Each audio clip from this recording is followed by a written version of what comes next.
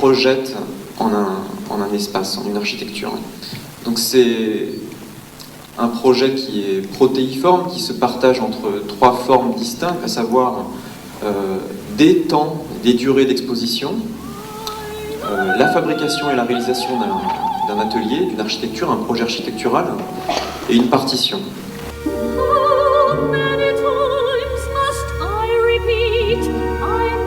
Il faut envisager l'exposition comme une nébuleuse narrative, avec beaucoup de bijections, d'histoires dont on peut s'emparer et se raconter nos propres histoires. À savoir que si les notes et le texte sont l'exposition, si les notes et le texte sont l'architecture, alors l'exposition peut être relue et réinterprétée à l'infini, alors l'architecture, l'atelier peut être relu et réinterprété à l'infini.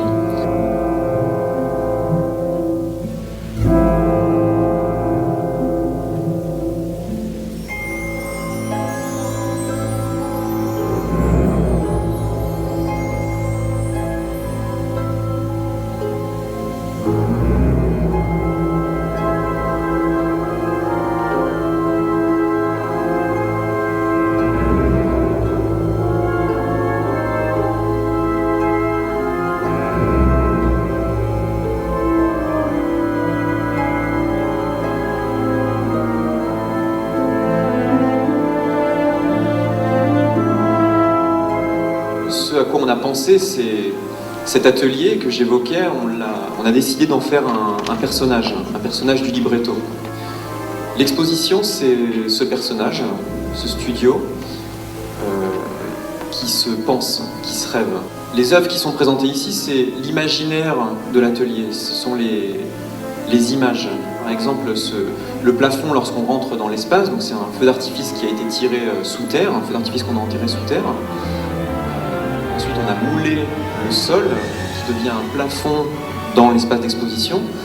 Et dans la pensée de l'atelier, ce serait la célébration et la manifestation d'activités souterraines. Ce qui m'intéresse, c'est qu'est-ce que produisent les images, qu'est-ce que produisent les formes, qu'est-ce que produit une exposition, qu'est-ce qu'on met réellement en nous, qu'est-ce qui est effectif, quelle est la réalité de tout ça. Comment est-ce que le champ de l'art peut être un émetteur et devenir une position poreuse, ou en tous les cas infiltrante au monde.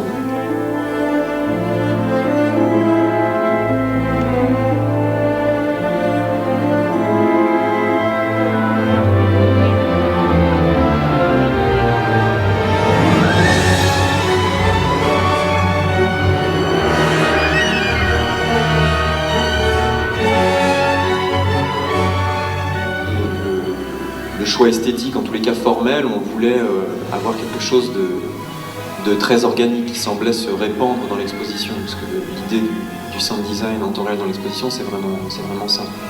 Ce qui nous intéresse, nous, c'est l'hétérotopie, c'est l'utopie qui se réalise.